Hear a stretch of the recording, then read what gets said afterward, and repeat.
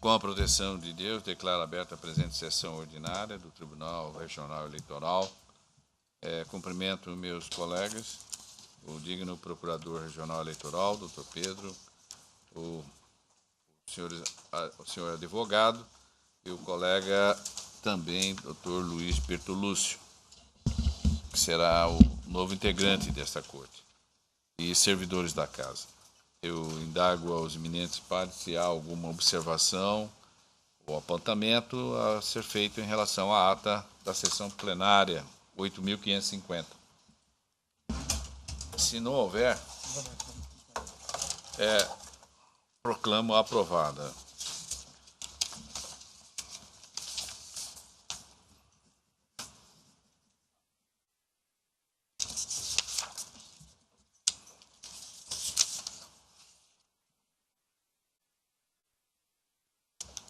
Na sequência, anuncio que continua adiado, em razão do pedido de vista, o processo 6735, que é o 2.2 da pauta.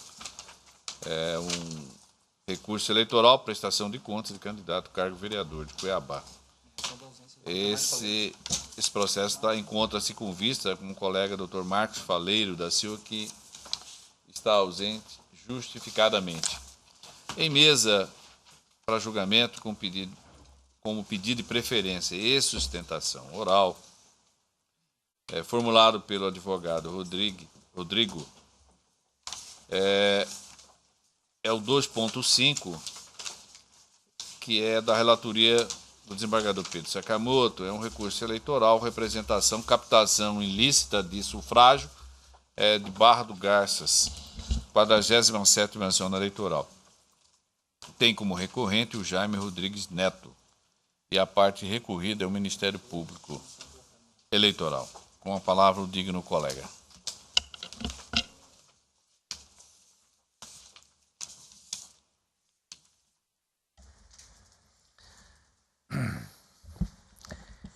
Egrégio plenário, trata-se de recurso eleitoral interposto por Jaime Rodrigues Neto contra sentença do juiz da 47ª Zona Eleitoral, que julgou procedente a representação interposta pelo Ministério Público Eleitoral, na qual se acolheu a imputação de captação ilícita de sufrágio, previsto no artigo 41A da Lei 9.504/97, cassando-lhe, por conseguinte, o diploma concedido pela Justiça Eleitoral. Consta da decisão encartada as folhas que o douto juiz singular reconheceu que o recorrente, por meio de cabos eleitorais, prometeu e entregou determinada quantia de dinheiro a eleitores selecionados com a finalidade de obter votos para sua candidatura. O recorrente alega que, além de inexistirem provas materiais da ocorrência do ilícito eleitoral, não há nada que prove a sua ciência ou anuência acerca do ilícito em questão. Nesse contexto, o recorrente assevera que não ficou provado que Anita Xavier da Silva tenha prestado serviço para sua campanha eleitoral e que a relação de afinidade entre as testemunhas arroladas pelo órgão do Ministério Público retira a credibilidade de seus depoimentos. Ademais, afirma que o testemunho de Sanclay Dias Lima é a única prova acerca da ocorrência da captação ilícita de sufrágio, de forma que, a seu ver, atrai incidência do artigo 386-A do Código Eleitoral. Por fim, postula o provimento desse recurso eleitoral a fim de que seja reformada a sentença vergastada. Nas contrarrazões, o representante ministerial, atuante na instância de origem, sustenta a ocorrência da prática de captação ilícita de sufrágio. Ao final, pleiteou o desprovimento do apelo. Por sua vez, a douto Procurador Regional Eleitoral, em parecer juntado às folhas, sugeriu o provimento do vertente de recurso, considerando que, a despeito da subsistência de indícios de que Anita Xavier e Cosme Acácio arquitetaram um esquema para obtenção de votos de eleitores, inexiste nos autos elementos que demonstrem a ciência ou anuência do candidato recorrente sobre a conduta ilícita. É o relatório, senhor presidente. Concedo a palavra ao digno advogado. Excelentíssimo senhor presidente. Prazo de 20 minutos, observando o cronômetro à sua direita. Obrigado, excelência. Excelentíssimo senhor presidente, desembargador Márcio Vidal. excelentíssimo desembargador Pedro Sakamoto, digníssimo relator, excelentíssima doutora Vanessa, em nome da qual peço vênia para comentar os demais membros do colegiado, senhores servidores, ilustre procurador regional eleitoral, cumprimento também o doutor Luiz Aparecido Bortolucci, novo membro desse tribunal. Excelências, como dito pelo desembargador Pedro Sakamoto, trata-se de uma representação por captação ilícita do sufrágio que foi julgada procedente, em primeiro grau, ocasionando a desconstituição do diploma do recorrente. A despeito dos fatos elencados na sentença, a defesa faz questão de apenas elucidar o verdadeiro contexto fático para daí poder fazer a conformação jurídica, já adiantando que a própria Procuradoria Regional Eleitoral opinou pelo provimento do recurso por entender que não haviam provas suficientes da participação do recorrente na hipotética situação de compra de votos. Mas o que aconteceu? Após encerrado o pleito eleitoral, a senhora Liviane, que é namorada e mãe do filho de Birosca, sendo Birosca o primeiro suplente do recorrente, foi ao Ministério Público dizendo: olha, eu recebi uma denúncia de compra de votos pela pessoa de Sandeclay, que, detalhe, é seu compadre. E o Sandeclay relatou a ela que havia sido corrompido pelas pessoas de Anitta e o seu companheiro Falcão, sendo que Anitta seria, em tese, cabo eleitoral do recorrente. Entretanto, excelências, a primeira situação que precisa ficar clara é: não existe prova nenhuma de que Anitta era cabo eleitoral da campanha de Jaime. E a prova do trabalho, da prestação de serviço de cabo eleitoral se faz mediante a apresentação da prestação de contas, ou se esse gasto foi emitido, de alguma forma a demonstração de que havia esse serviço. E esse serviço de cabo eleitoral não foi comprovado. Houve também uma busca e apreensão na seara criminal. E essa busca e apreensão, a despeito de ter encontrado alguns convites formulados por esta suposta Anitta, foi absolutamente inexitosa no sentido de demonstrar qualquer participação do Jaime nessa hipotética ilicitude. Então, o que a gente tem de prova produzida em juízo? Nós temos a oitiva de uma testemunha, esse cidadão chamado Sandeclay, que se diz corrompido, e os outros dois são informantes. E quem são os informantes? Justamente as pessoas de Liviane e o Birosca. O Birosca, primeiro suplente do recorrente, interessado direto no resultado do processo, e a Liviane também por ser sua namorada e mãe de seu filho.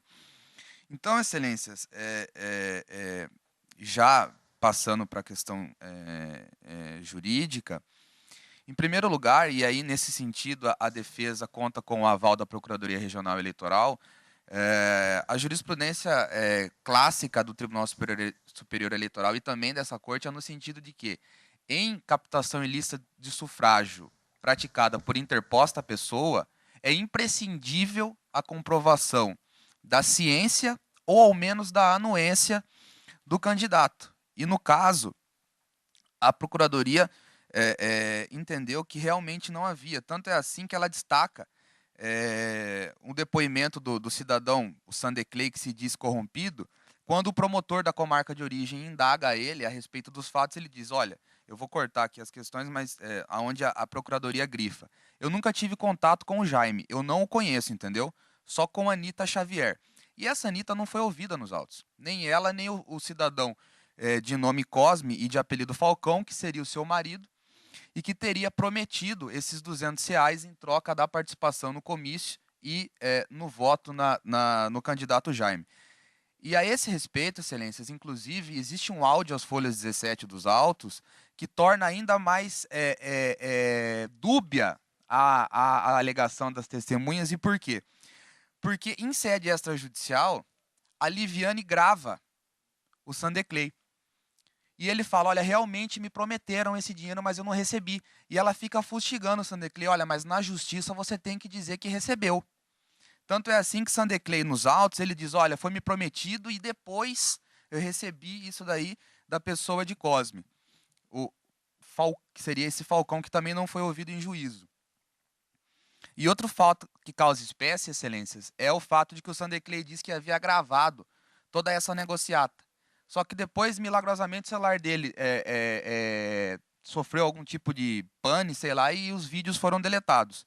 Então, não há embora a Procuradoria entenda que existam indícios de que Anitta e Cosme tenham praticado esse fato, tanto que manda extrair cópias para que o promotor de origem proceda à investigação, não existe prova de que o Jaime, o candidato eleito, ora recorrente, tenha participado.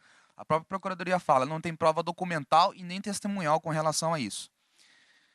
Mas superada essa questão, Excelências, ainda que se entenda que poder-se-ia avançar no julgamento do processo com relação a esses fatos, a defesa, então, neste particular, gostaria de rogar vênias à Procuradoria, porque entende que esse é um caso clássico, didático, de aplicação do 368A. Por quê?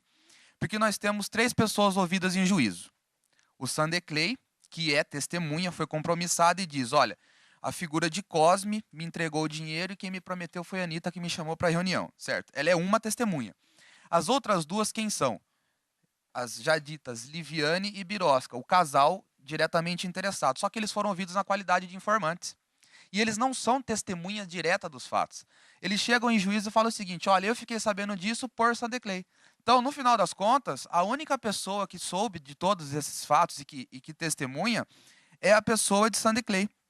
Então, a gente pede, se superada a questão da ciência ou anuência prévia do Jaime, que seja aplicado o artigo 368A, que foi recentemente instituído no Código Eleitoral e que diz basicamente que a prova testemunhal, quando exclusiva, não é suficiente para ensejar a cassação de registro, perda de diploma ou impugnação do mandato eletivo. Então, e eu vou poupar vossas excelências das questões jurisprudenciais, porque tanto essa corte como o TSE tem uma tonelada de precedentes no sentido da necessidade de prova concussa e cabal a respeito da comprovação dos fatos. Nós pedimos, então, na esteira do parecer da Procuradoria, o provimento do recurso para que seja reformada a sentença e julgado improcedente o pedido de desconstituição do diploma do recorrente pela prática da captação ilícita de sufrágio do artigo 41A. Muito obrigado. Essa intervenção do digno advogado, eu ouço agora o doutor Procurador Regional Eleitoral.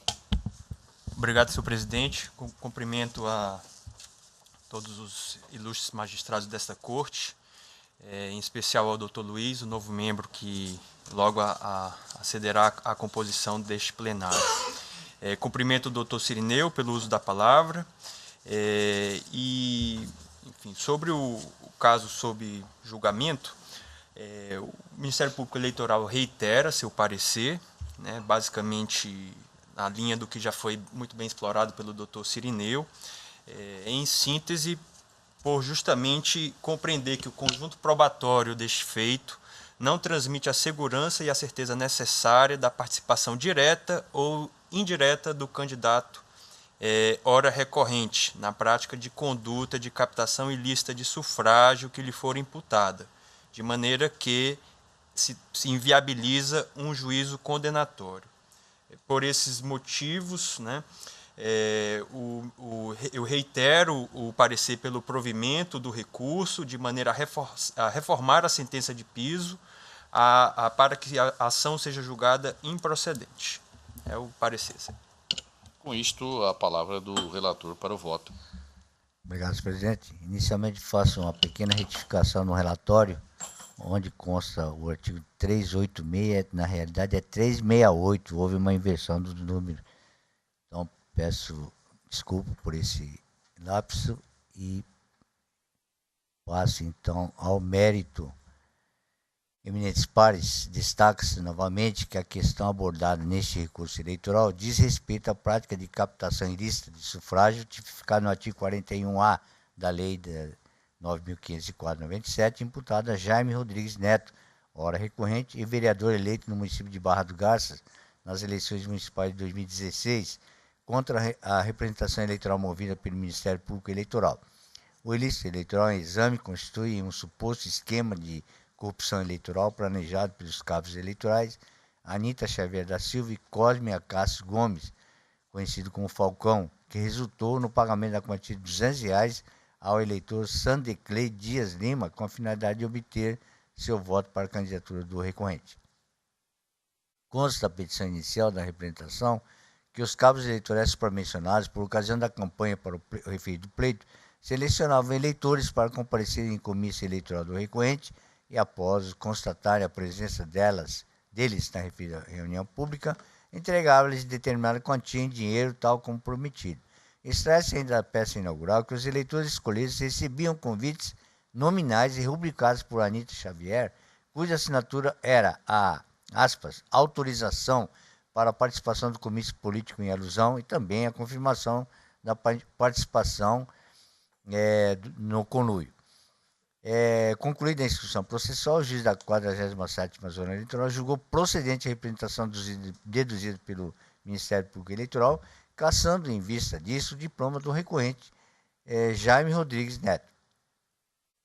Consoante relatado, o recorrente alega, em síntese, que, além de inexistirem provas materiais da ocorrência do ilícito penal, não há nada que comprove sua anuência em relação à prática supradescrita.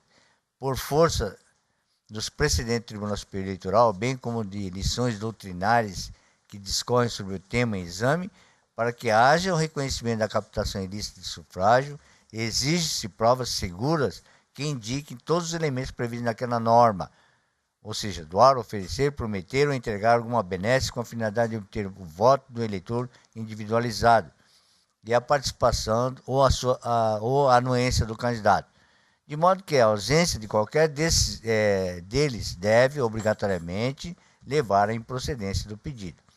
Na espécie, a apuração do ilícito eleitoral teve início em 3 de outubro de 2016, após a testemunha Liviane Núbia Pereira de Souza comparecer ao Ministério Público Eleitoral de Barra do Garça e relatar seu conhecimento acerca dos fatos.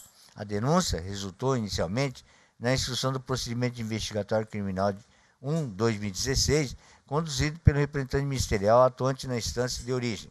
Cumpre-se destacar que, no bojo desse procedimento investigatório, foi autorizado pelo juiz eleitoral a realização de busca e apreensão na residência de Sandeclei Dias Lima, eleitor, e de Anita Xavier da Silva, cabo eleitoral, com o fim de se obter provas relacionadas ao ilícito eleitoral denunciado. Por conta dessas diligências, foram apreendidos em ambas as residências convites para a participação no comício eleitoral do recorrente Jaime Rodrigues Neto, realizado em 21 de nove de 2016, às 20 horas, respaldando de start a denúncia promovida por Liviane Núbia à Promotoria Eleitoral. Examinando a cópia do convite em cartaz folhas 15, bem ainda a reprodução do ato circunstanciado de busca e apreensão, busca e arrecadação juntadas às folhas 43 e 44, constata-se que o convite encontrado na residência Sandeclei foi de fato direcionado a ele, pois possuía seu nome escrito de maneira legível. Havia também no material impresso o aludido aval de Anita Xavier, redigido da seguinte forma, aspas, Sandeclei, azulão, conto com você, ok, Anita, fecha aspas, prossigo. Cabe mencionar que, conforme depoimento prestado no âmbito da investigação preliminar, a Anita Xavier da Silva asseverou ao Ministério Público que a caligrafia contida no convite, encontrada na residência Sandeclei, realmente era sua. Por sua vez, o eleitor Sandeclei confirmou em juízo a existência de plano de compra de votos organizado por Anita Xavier e por seu ex-esposo Cosme Acácio, também conhecido Falcão, que tinha por finalidade a captação de sufrágio em benefício da candidatura do recorrente. Nesses termos, detalhou a referida testemunha em seu depoimento, mídia audiovisual de folhas 91, aspas, tive conhecimento através da Anita Xavier que teria um comício, entendeu? O qual, nesse mesmo comício, aquela pessoa que fosse lá receberia uma quantia de R$200. Aí, nisso, ela pegou e falou para mim que tinha imprimido lá, a gente recebeu, tipo um convite. Fomos lá no comício, só que lá, só que não teve pagamento nenhum. Na véspera das eleições, faltando um dia das eleições, eu recebi um telefonema do Falcão, marido da Anita, falando assim para mim, vem buscar o dinheiro do Carneiro, que era, entendeu? Era uma para não, jogada para não ficar falando na compra de votos. E o dinheiro foi entregue na minha mão, de frente no fundo, então, onde é a ponto da construção, ele estava com um pacote de dinheiro, tudo em nota de R$ 20. Ele me mostrou porque eu sou amigo dele. Ele pegou, me passou meus R$ 200, que era para ir nesse comício, e nesse comício é que gerou. Prossigo. Impende anotar que a Anitta e Cosme e a Cássio foram ouvidos tão somente na sede de investigação extrajudicial, de forma que, em seus depoimentos prestados ao Ministério Público Eleitoral, negaram que tenha atuado em esquema de compra de votos em favor do recorrente. Diante desse contexto, ao meu sentir, seria prudente reconhecer e caracterizar a captação ilícita de sufrágio objeto dessa representação eleitoral, uma vez que é evidente a prática da conduta prevista no artigo 41A da Lei 9.504/97, realizada com o fim específico de obter o voto do eleitor. No entanto, considerando que a conduta ilícita foi levada a efeito por terceiros, insta a consignar que, para ficar configurado o ilícito eleitoral imputado ao recorrente, é imperioso que o conjunto probatório produzido demonstre claramente a participação indireta, ou, ao menos, a anuência do candidato acerca dos fatos que resultaram na prática do ilícito eleitoral. Em caso, urge afirmar que inexiste nesses autos provas de que o recorrente tinha agido indiretamente ou então consentido com os atos praticados por Anitta Xavier e Falcão. Com efeito, nenhuma das testemunhas ouvidas em juízo relatou que o recorrente tenha participado ou teve ciência sobre a captação de votos. Além disso, friso por necessário que a testemunha Sandy Clay enfatizou que as tratativas sempre se deram com Anitta e Falcão e que nunca teve contato com Jaime. Nesse sentido, declarou a referida testemunha, aspas, nós tinha para pegar na mão de Anitta Xavier, não com Jaime. Eu nunca tive contato com Jaime, eu não conheço, entendeu? Só com Anitta Xavier. Prossigo. Essa diz que, consoante jurisprudência sedimentada no Tribunal Superior Eleitoral, é possível reconhecer o consentimento do candidato demandado em relação a fatos praticados por terceiros e que resultaram na prática de compra de votos em razão da existência de vínculo familiar, econômico ou político entre eles. Nesse sentido, cito o julgado agravo em RESP 815659, acordo de 1/12/2011, de relatoria da ministra Nancy Andrighi, publicado no Diário do Registro Eletrônico, acordo, etc., também de relatoria do ministro Arnaldo Veciani Leite Soares, etc. Prossigo. Contudo, analisando detidamente esse caderno processual, não identifiquei qualquer espécie de vínculo entre os autores da conduta ilícita e o candidato recorrente, que pudesse evidenciar ou fazer presumir seu consentimento. Além disso, consultando o banco de dados do Tribunal Superior Eleitoral, por meio do site disponível para consulta pública, Divulga Cande, de igual maneira, não identifiquei registros contábeis que vinculassem os autores da compra de voto ao candidato Jaime Rodrigues Neto. Por outro viés, incumbe analisar que os demais depoimentos prestados perante a autoridade judiciária, quais sejam de Ailton Alves Teixeira e Liviane Núbia Pereira de Souza, não se mostram seguros e confiáveis a embasar qualquer conclusão que imponha a cassação do mandato político. Cumpre salientar que Ailton Alves Teixeira é primeiro suplente da coligação, a qual pertence o candidato recorrente, tendo sido, inclusive, dispensado do compromisso legal de dizer a verdade no seu depoimento prestado perante o juiz eleitoral. Se não bastasse a condição mencionada no parágrafo anterior, Ailton Alves Teixeira afirmou em juízo que é namorado de Liviane Núbia Pereira, com quem tem um filho, e que ela, Liviane, foi responsável por denunciar o suposto esquema de compra de votos ao Ministério Público Eleitoral de Barra do Garças com alhures consignados. Destaque-se por necessário que, na hipótese de infração descrita no artigo 41 da Lei 9.504/97, cujas sanções têm efeitos significativos, a prova da participação indireta do recorrente ou da sua anuência deve ser consistente e precisa, como recomenda a jurisprudência consolidada pelos tribunais superiores, pelo Tribunal Superior Eleitoral, aliás, que vou ler apenas aqui a parte negritada, Exige, pois, provas seguras que indiquem todos os elementos previstos naquela norma. Ou seja, doar, oferecer, prometer ou entregar alguma benesse com a finalidade de obter o voto eleitor individualizado. E a participação ou anuência do candidato. Sem esses requisitos, não há como reconhecer. Esse julgado de relator do ministro Gilmar Mendes,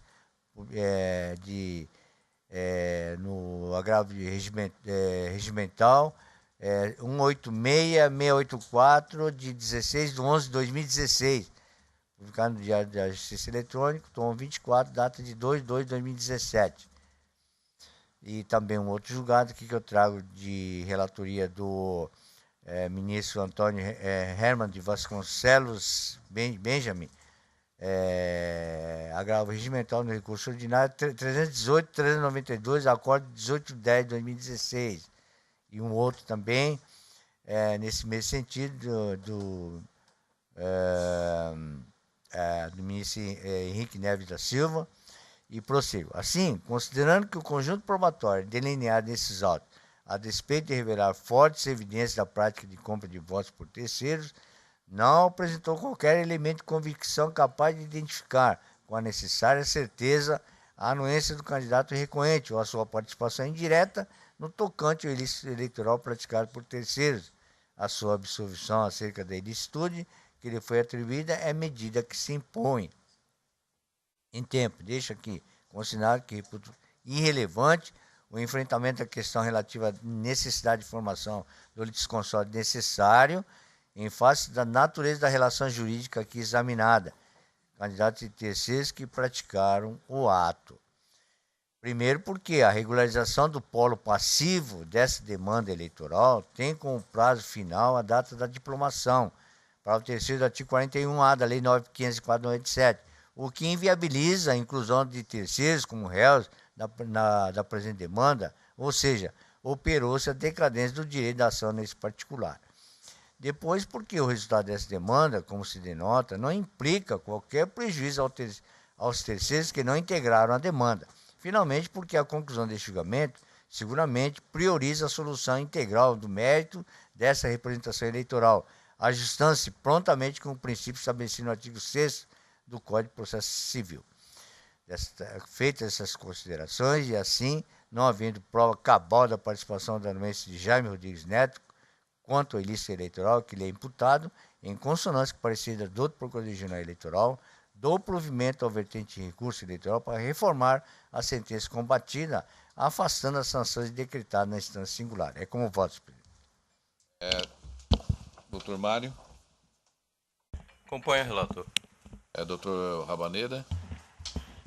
Senhor presidente, cumprimento os eminentes pares, o doutor advogado, doutor Rodrigo Sirineu, ilustre Procurador Regional Eleitoral, advogados, doutor Luiz Aparecido Bertolucci, quem comporá essa corte conosco, seja muito bem-vindo. Senhor presidente, eu acompanho desde logo integralmente o voto do relator, só faço duas pequenas considerações. A primeira delas é que, tratando-se de representação do 41A, de fato não há que se falar em litisconsórcio passivo necessário. E segundo ponto, o Ministério Público solicita, em seu parecer, a extração de cópias para apuração do crime do artigo 299 do Código Eleitoral. Contudo, conforme bem delineado pelo relator, consta que foi instaurado na origem um procedimento de investigação criminal de número 1/2016, de modo que os contornos criminais desses fatos também já estão sendo objeto de análise. Com essas considerações, senhor presidente, eu acompanho na íntegra o voto do relator. Doutor Ricardo de Almeida. Senhor presidente, eu quero aqui cumprimentar também, em especial hoje, o doutor Luiz Aparecido Bertolucci, que será muito bem-vindo a essa corte. E quero também cumprimentar o doutor Rodrigo Sirineu pela sustentação oral. E quanto ao processo, senhor presidente, eu não tenho a menor dúvida de acompanhar a íntegra do voto do eminente relator. Doutora Vanessa. Senhor presidente, acompanho o relator. Doutor Peleja. Também acompanha o relator, só externar aqui nossos cumprimentos ao Dr. Luiz Aparecido Bertolucci Júnior, né? Colega de turma, será um grande prazer e uma honra tê-lo ladeado aqui conosco nesse Tribunal Pleno. Eu adiro integralmente ao voto do digno relator. Com isto, a proclamação é a unanimidade, deu provimento ao recurso, nos termos do voto do doutor relator e em dissonância com o parecer ministerial. Consonância com o parecer ministerial. Na sequência, em mesa, o 2.1, o julgamento foi iniciado, na verdade é uma continuação do julgamento, embargo de declaração, prestação de contas do partido político, contas anual, relativo ao exercício 2012, Diretório Regional do Partido dos Trabalhadores, e a Guinês é advogada, não há manifestação do Ministério Público, o processo é da relatoria do colega Peleja. Ele acolheu parcialmente os embargos, o que foi acompanhado pelo desembargador Pedro Sakamoto, primeiro vogal. O segundo vogal, o Dr. Marcos Fofaleiro, também acompanhou. E nisso pediu vista o Dr. Ulisses. Estão aguardando, respectivamente, o Dr. Ricardo Gomes e a doutora Vanessa. Com a palavra o Dr. Rabaneda.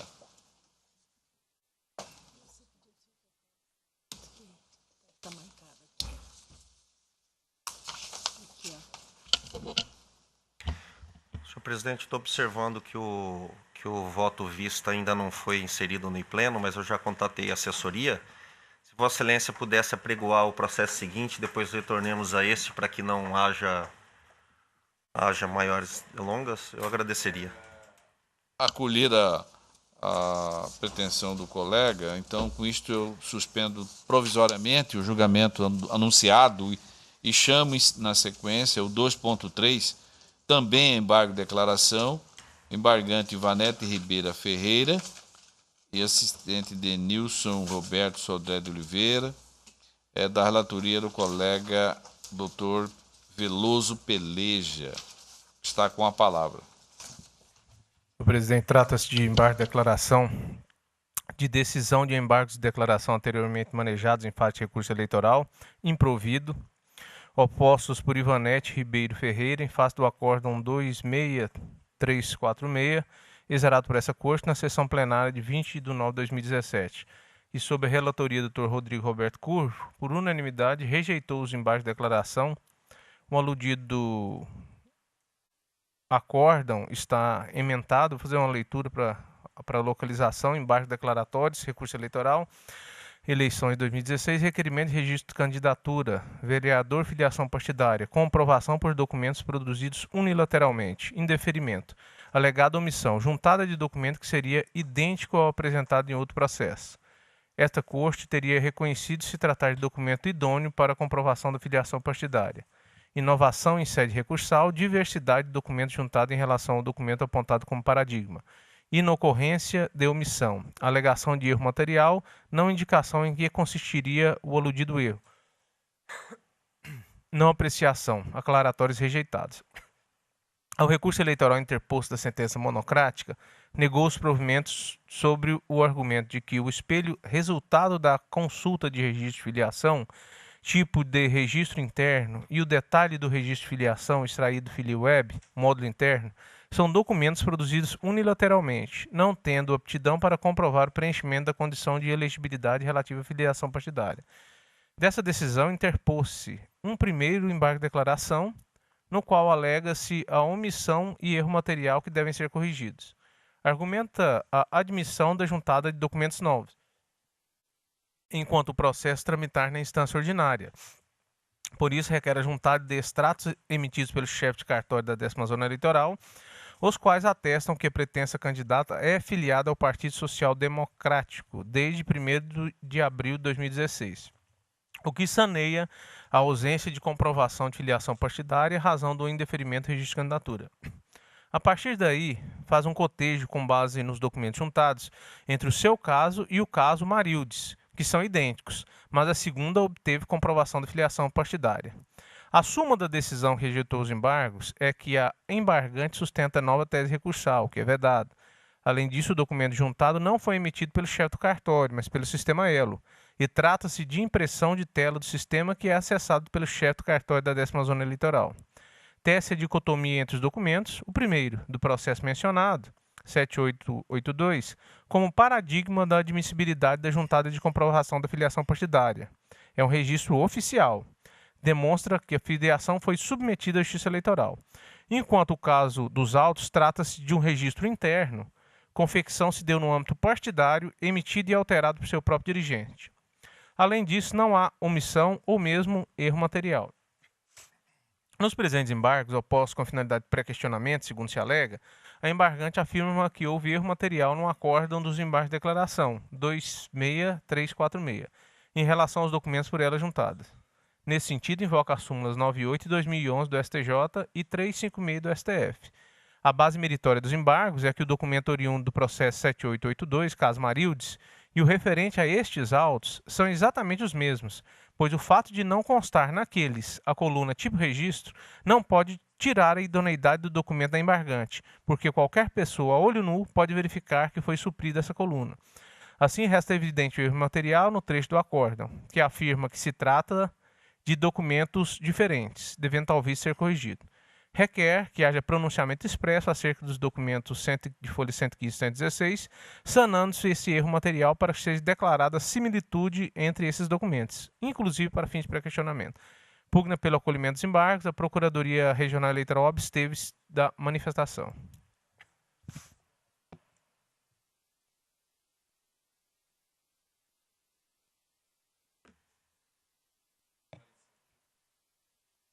Perfeito.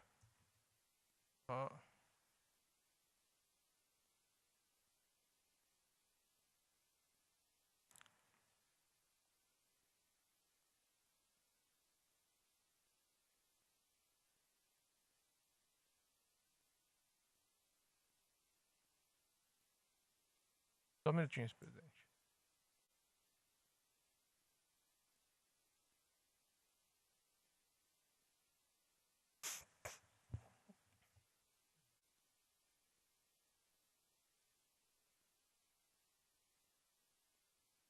Então, voto aqui preliminar de oposição dos embargos, declaração para fins de pré-questionamento.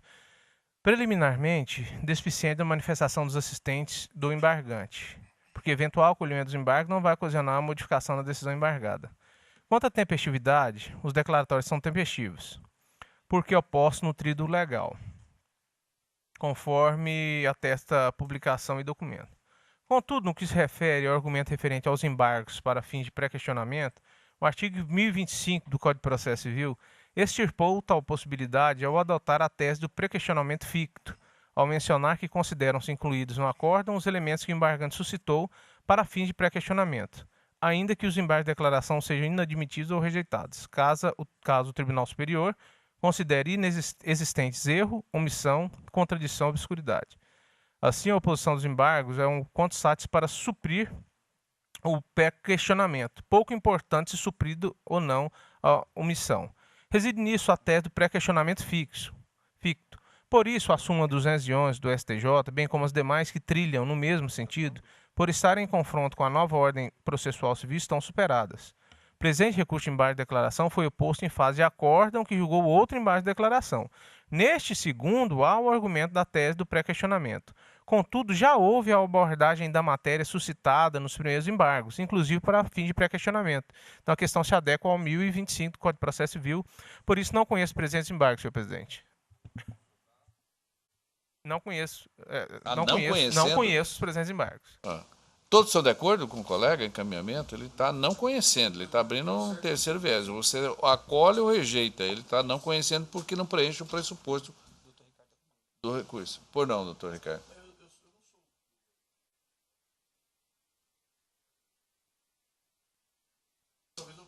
Desse processo para melhor analisar. Ele pedindo vista, vocês aguardam? Gentileza. A minha dúvida, senhor presidente, só deixar claro, é que o efeito disso ele é conhecido. É a não interrupção do prazo para o recurso especial. Tem consequências. Então, as consequências são drásticas, né? Aí o embargante ele pode se ver numa situação na qual ele, em tese, pode perder o prazo. Na verdade, é um embargo de declaração de embargo de declaração. Embargo de embargo. Embargo de declaração de embargo de declaração. Bom, seja como for, o senhor está pedindo vista, correto? Peço vista. Então, o relator não conheceu dos embargos e pediu vista o doutor Ricardo, os demais aguardam. Julgamento suspenso. Doutor Ulisses, pode voltar no tema do anterior? Então, vamos retomar aquele processo já anunciado, que é o 2.1, e o doutor Ulisses está com a palavra. Eminentes pares, eu pedi vista dos autos para melhor analisar a matéria. Trata-se de embargos de declaração interpostos pelo Diretório Estadual do Partido dos Trabalhadores em face de acórdão proferido por esta Corte que, entre outras coisas, reprovou sua prestação de contas do exercício financeiro de 2012. Em primeiro lugar, insurge-se a embargante quanto às normas aplicáveis ao julgamento da presente prestação de contas, asseverando que, aspas, a inconstitucionalidade da aplicação da antiga redação do artigo 37 da Lei 9.096/95, revogado pela Lei 13.165 de 2015 sobre as prestações de contas sub júdice, é matéria de ordem pública, sobre a qual o venerando acórdão deveria ter se manifestado. Fecho aspas. Quanto ao ponto, o relator bem solucionou a matéria, ao destacar que aplica-se a esta prestação de contas a legislação vigente à época, citando acórdãos do TSE a respeito da matéria, concluindo em remate que, aspas, não há contradição a ser sanada. Neste aspecto, acompanho o relator. Em segundo lugar, afirmou o embargante que, em relação ao trecho do acórdão que tratou dos recursos de origem não identificada, há fundamentação contraditória, na medida em que a Corte concluiu pela, aspas, não comprovação de sua regular aplicação, fecho aspas, aspecto não debatido. Neste ponto, assiste razão ao embargante, posto que, de fato, onde se lê em virtude da não comprovação de sua regular aplicação, constante do acórdão, deve ser lido em virtude da não comprovação de sua origem, aspecto este debatido nos autos.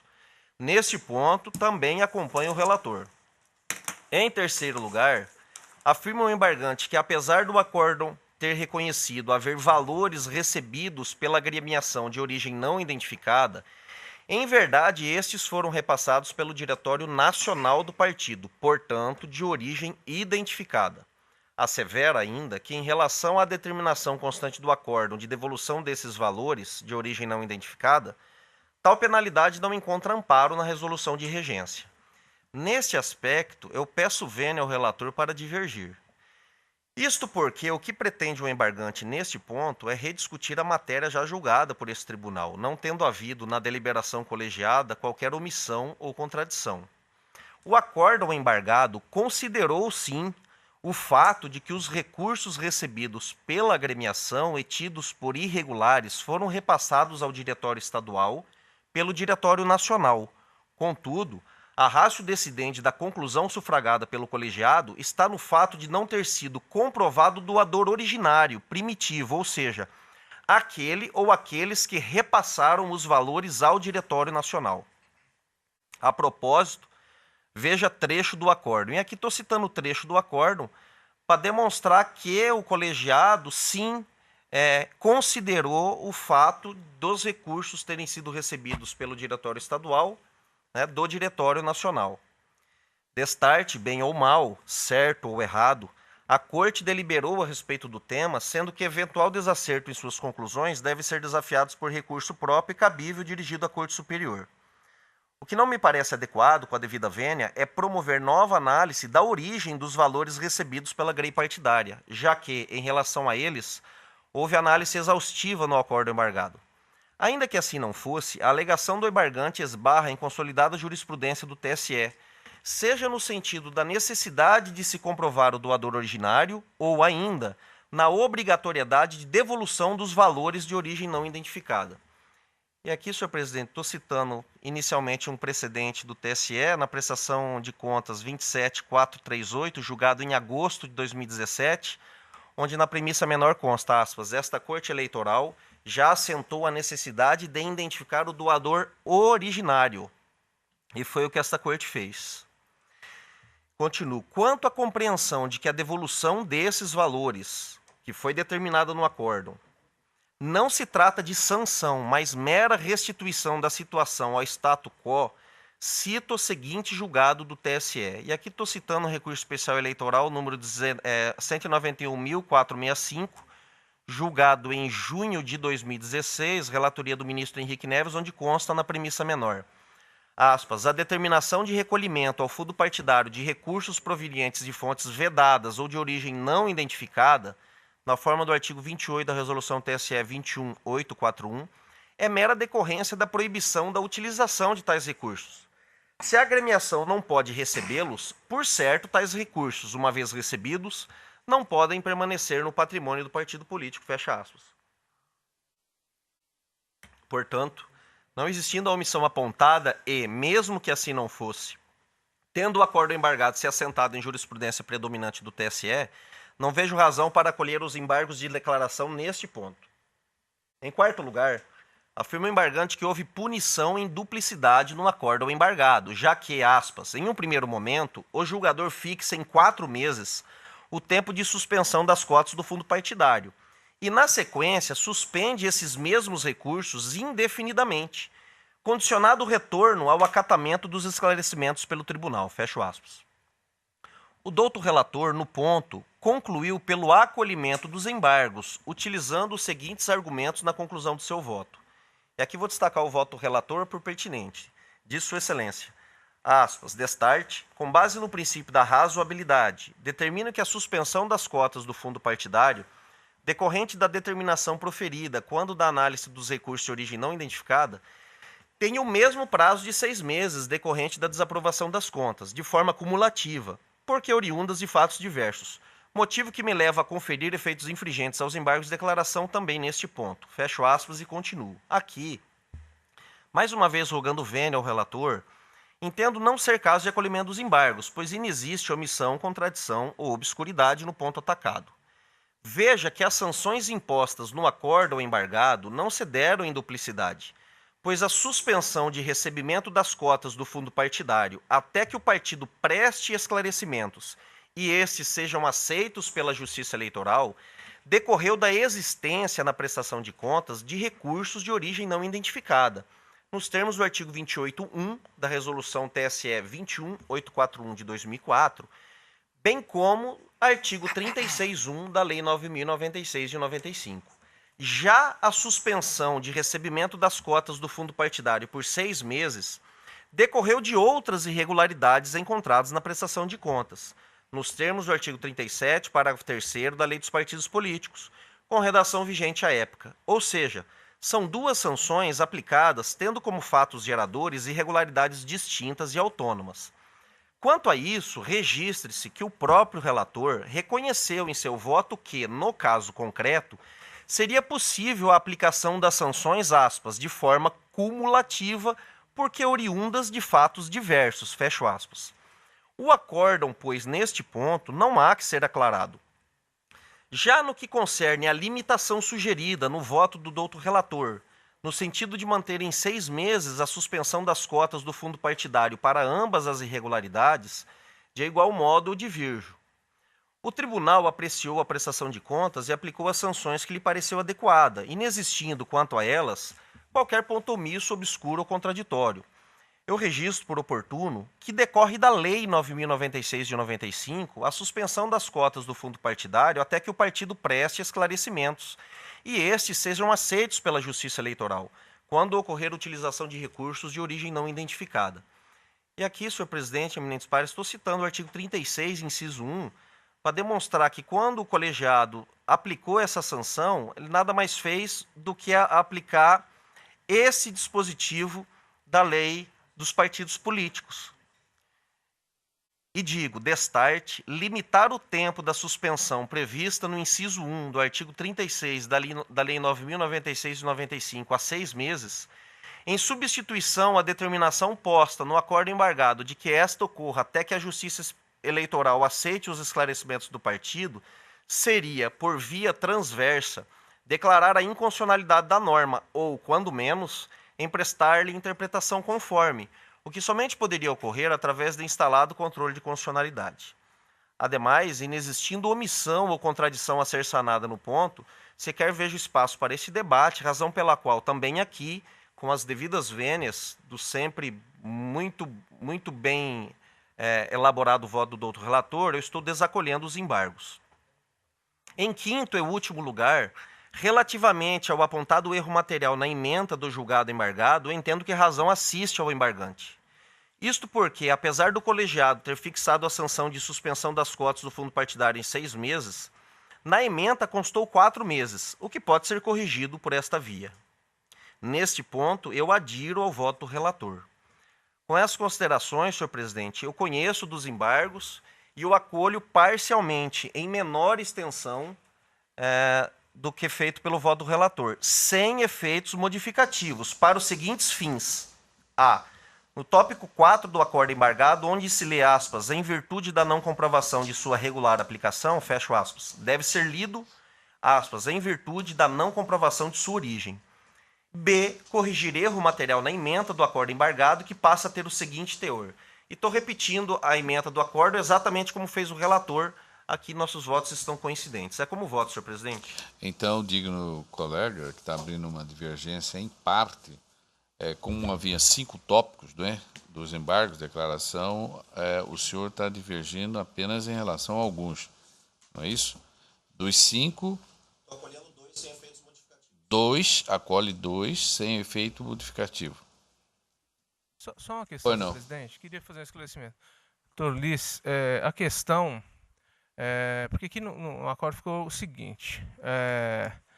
São 2 penas acumuladas, mais a restituição de 33 mil.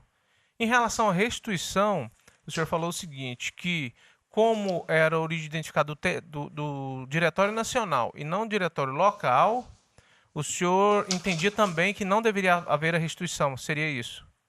Ou deve haver restituição? Deve haver restituição. Perfeito, deve haver restituição. Em relação à acumulação, porque eu faço a pontuação que são acumuladas, né? São 2 de 6 meses, né? É só para corrigir o erro material de 4 para 6, como eu fiz no final, e aplicar de 6 meses.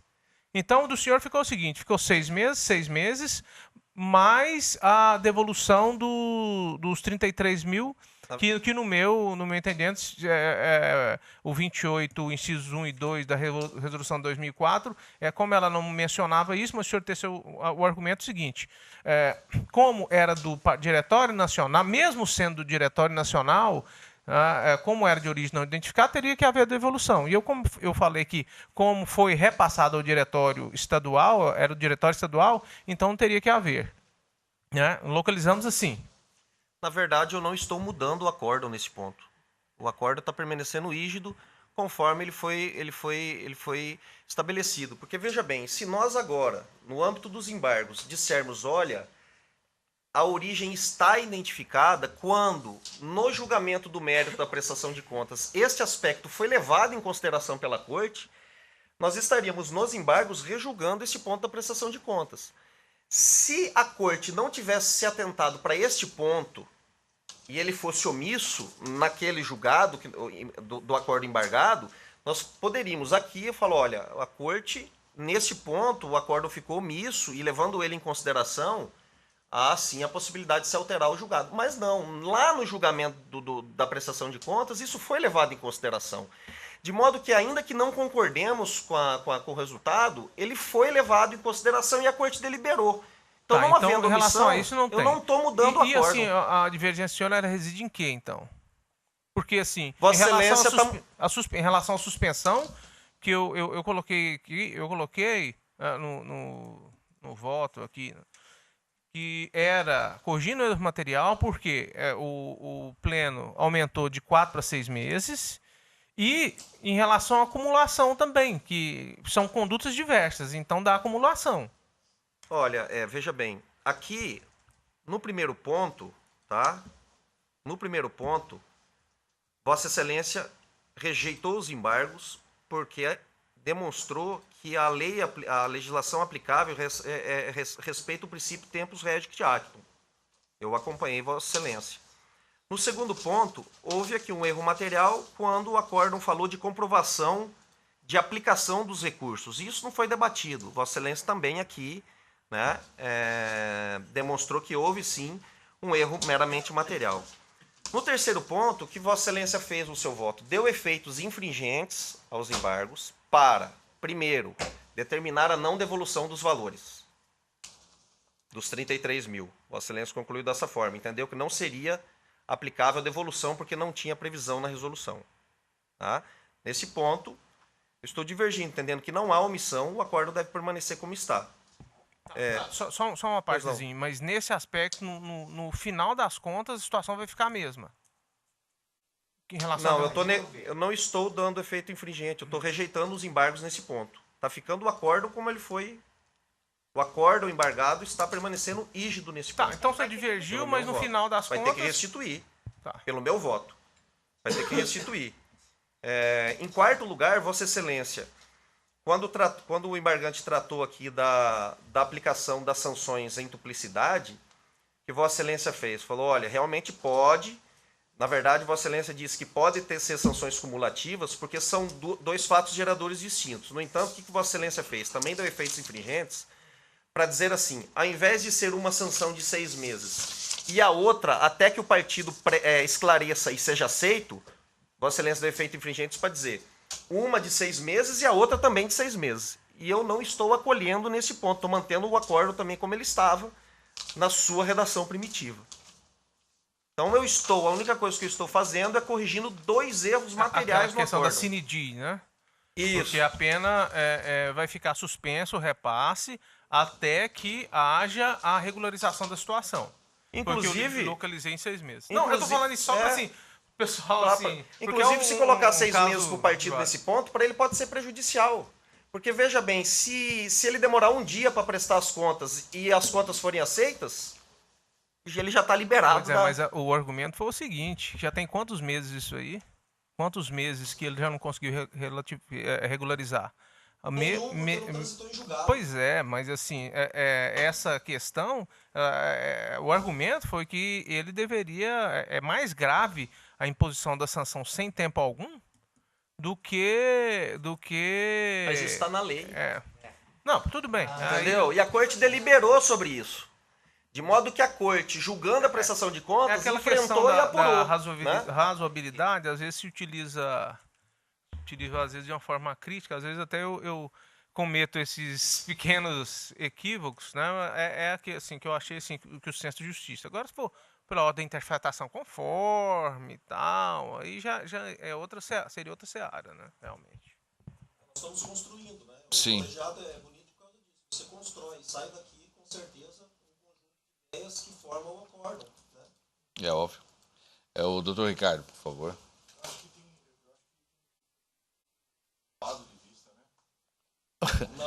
O doutor Pedro votou. Desculpa, presidente.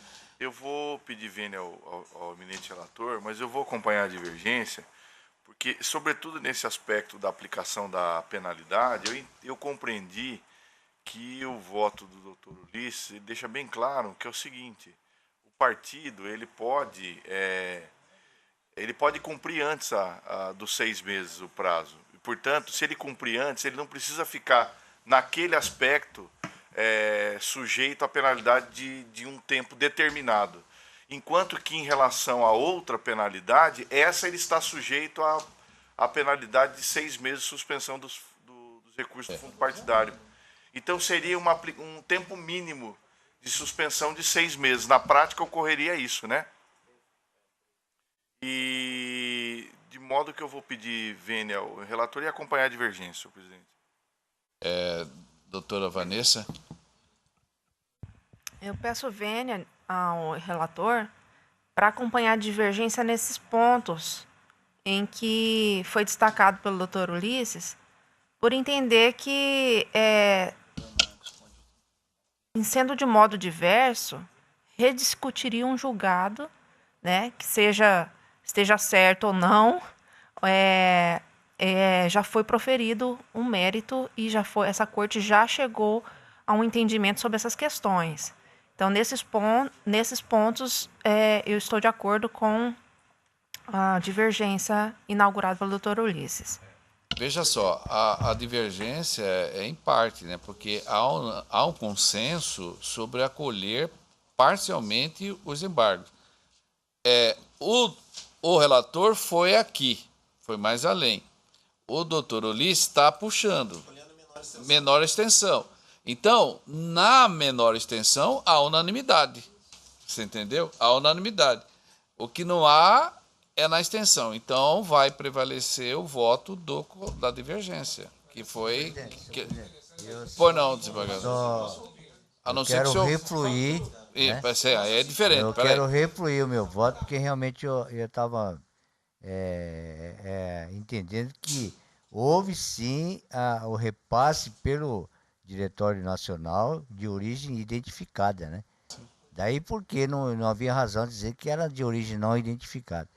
Portanto, eu quero refluir meu voto para também acompanhar a divergência instalada pelo doutor Ulisses. Sim, a divergência é em parte, né? Ela é parcial. Então, eu vou proclamar o resultado. Pois não. Eu adiro às retificações procedidas pelo eminente doutor Ulisses.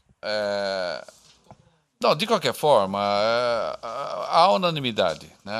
Em acolher em parte. Agora, o único embate aqui, no momento, é que o julgador que estava presente, que deu início, ele está, neste momento, ausente, que é o doutor Marcos Faleiro, né? Então, no caso, é que ele está retificando o voto, né? Mas, de qualquer sorte, há unanimidade em acolher em parte os embargos de declaração, tá? O senhor, então, o digno relator, está aderindo à divergência em parte inaugurada pelo colega Rabaneda. Em relação a esse prazo, realmente o que eu havia pensado é que essa suspensão assim, sine die, ela seria mais prejudicial ao partido, mas essa alegação, no outro dia ele já pode regularizar e tal. Né? Embora já pudesse feito, né? Pelo feito. Para não procrastinar, porque, de qualquer sorte, o colega seria unânime, tá? Haveria uma unanimidade, mas pela média dos votos, não pela totalidade. Então, pela média, eu já vou anunciar, então, a proclamação.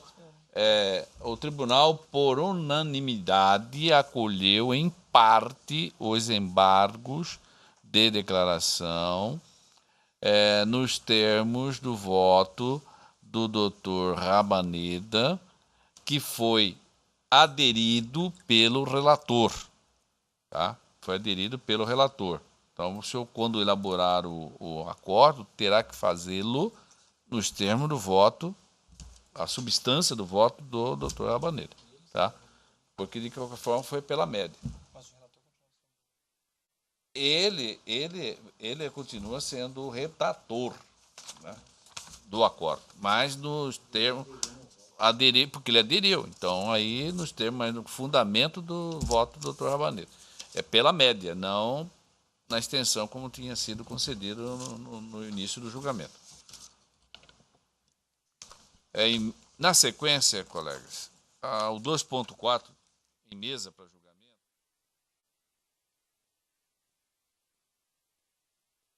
Antônio Veloso Pelejo Júnior, que é um recurso eleitoral, prestação de conta de candidato ao cargo de prefeito de Serra Nova Dourada. É o José Alcimar Gomes da Silva Aguiar, que é o recorrente. Aí nós temos um parecer escrito que oportunamente será acolhido. Com a palavra o digno relator.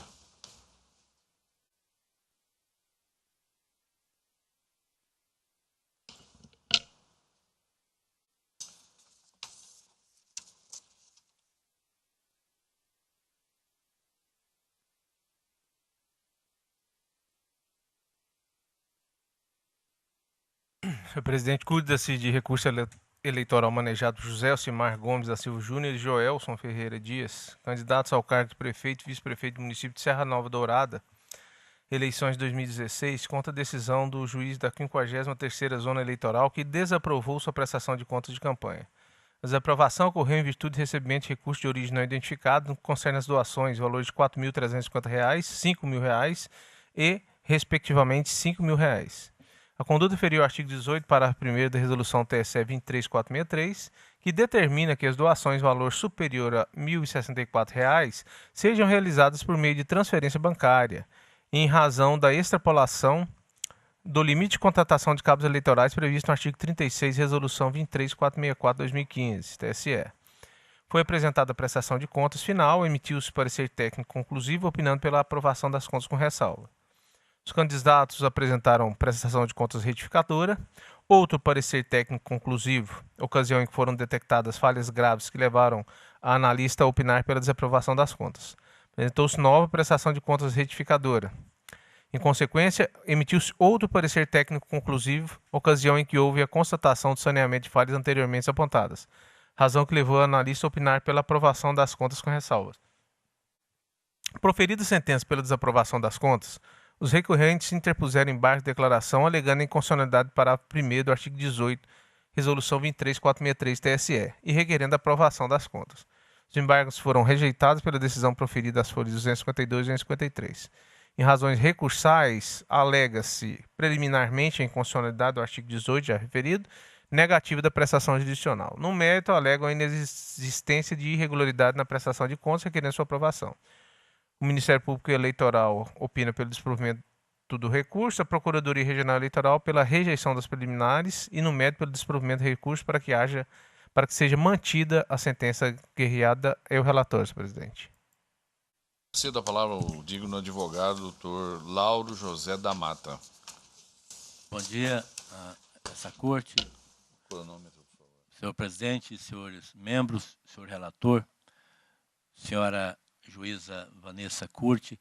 Nesse mês de março não me faltam as oportunidades, aliás, em todas elas, de homenagear as mulheres nas cortes, as mulheres no judiciário, no Ministério Público, na advocacia. E Vossa Excelência, muito bem, com certeza, aqui nessa corte representa as mulheres. Eu também não poderia, de forma muito rápida, dizer que talvez não esteja na posse do doutor Luiz Bortolucci, que tomará assento nessa casa, e que me recorda a minha primeira atuação solo no direito eleitoral, numa data longínqua, no ano de 2000, acho até que quase que início da magistratura dele, na zona eleitoral 25 de Pontes e Lacerda. Doutor Luiz Bortolucci só cresceu, engrandeceu-se na magistratura e hoje tomará posse aqui nessa casa, nessa corte, com certeza engrandecerá em muito.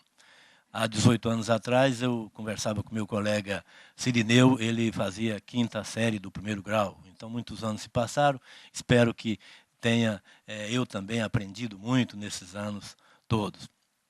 Como muito bem dito, como muito bem relatado, aparentemente uma prestação de contas da longínqua Serra Nova, mas que nessa corte é uma oportunidade de ouro para uma construção referida pelo juiz-membro Ulisses no julgamento anterior, onde as cortes, onde órgãos julgadores constroem teses jurídicas e constroem para resolver situações. Essa construção, por exemplo, da antinomia.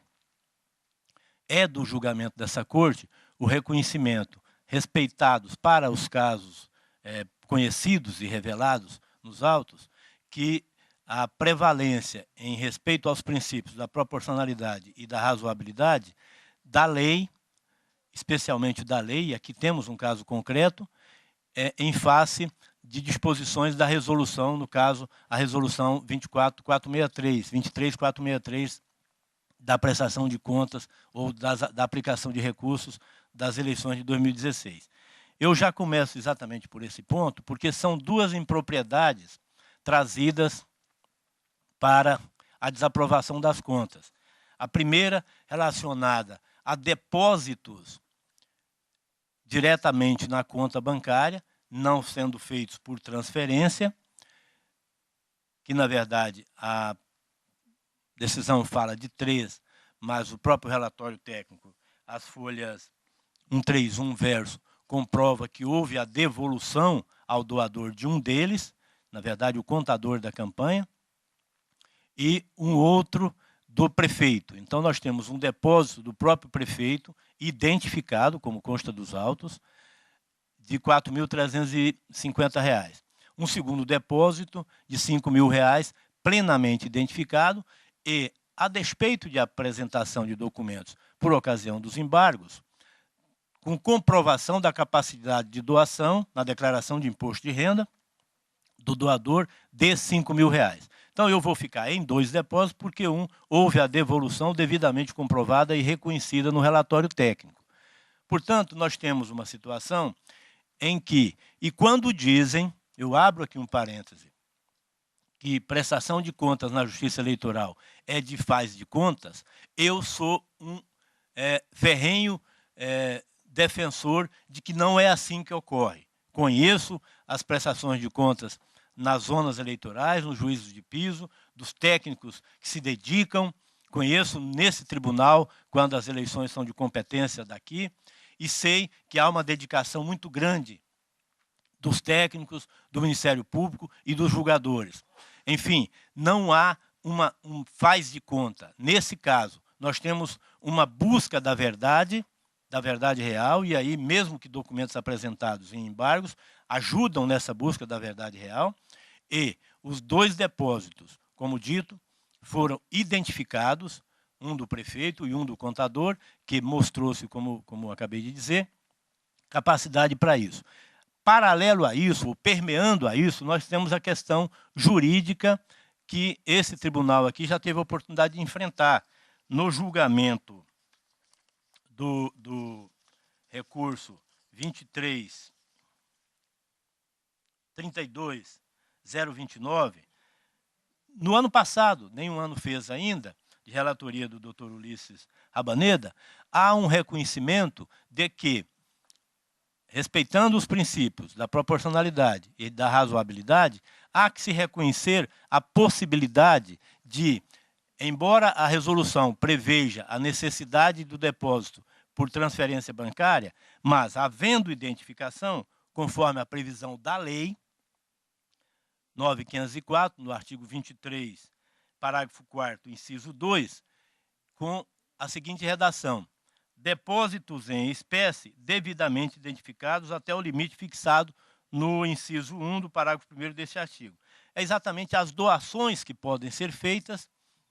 Nessa situação, o tribunal reconheceu que, dependendo da situação, conhecidos os fatos, em sendo possível aplicar os princípios, há que se reconhecer validade nesses recursos, nesses depósitos. O que nós temos acima de tudo nisso? Nós temos a necessidade de se observar a transparência na prestação de contas.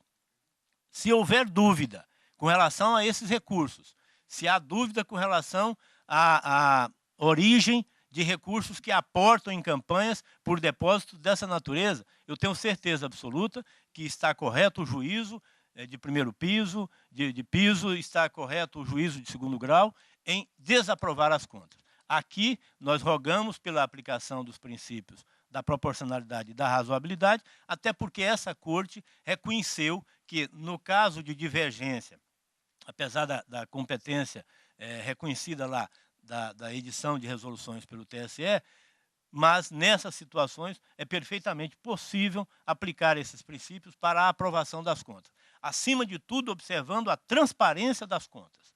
Acima de tudo. Nós não estaremos aqui jamais para defender recursos de origem duvidosa.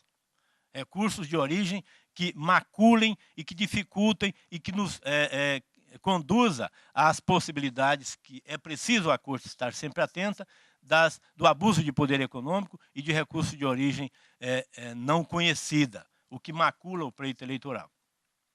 A segunda impropriedade relaciona-se a excesso de contratação de cabos eleitorais, o nome normalmente conhecido para os prestadores de serviço na campanha. A sentença faz referência a 15 contratações, quando o limite permitido era de 14 para o candidato ali naquele município.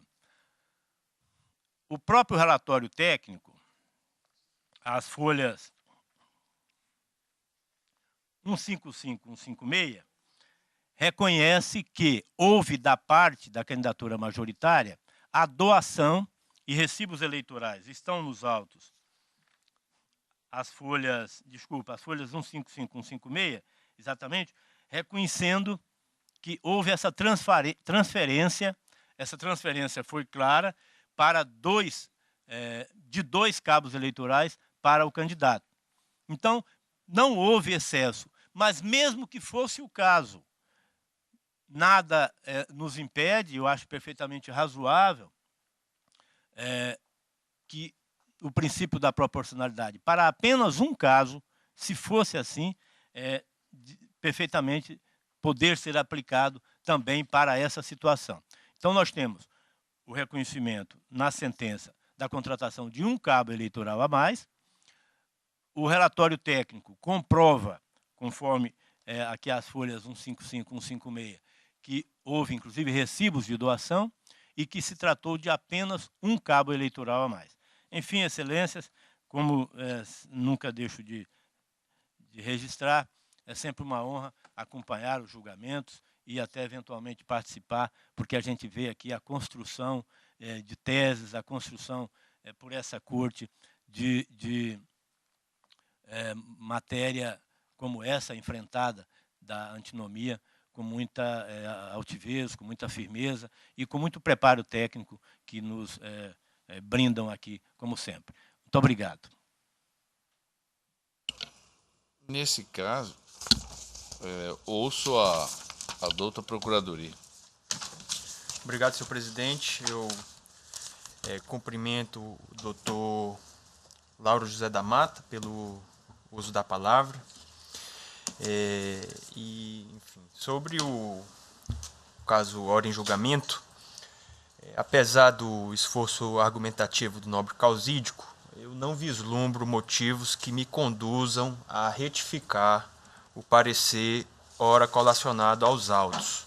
E dentre todas as argumentações aqui levantadas, me cabe destacar aquela que, a meu ver, possui a maior relevância, que é justamente a arguição de inconstitucionalidade do parágrafo 1º do artigo 18 da resolução TSE número 23.463 de 2015. No ponto, dispõe a resolução que o artigo 18, as pessoas físicas somente poderão fazer doações, inclusive pela internet, por meio de... E aí os incisos dispõem as vias, enfim, transação bancária, na qual o CPF do doador seja obrigatoriamente identificado.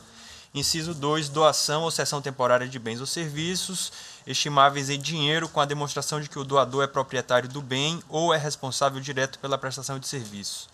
E o parágrafo 1º, exatamente aquele que tem sua constitucionalidade impugnada, dispõe que as doações financeiras de valor igual ou superior a R$ 1.064,10 só poderão ser realizadas mediante transferência eletrônica entre as contas bancárias do doador e do beneficiário da doação. Pois bem, nesse ponto, a tese aqui do recorrente é que teria havido uma extrapolação do poder regulamentar do Tribunal Superior Eleitoral ao condicionar essas doações pela via bancária, né? Na verdade, aqui essas, enfim, que sejam obrigatoriamente doados por via de transferências bancárias, na medida em que isso constituiria uma restrição a direito não prevista em lei. Pois bem, então, nesse aspecto,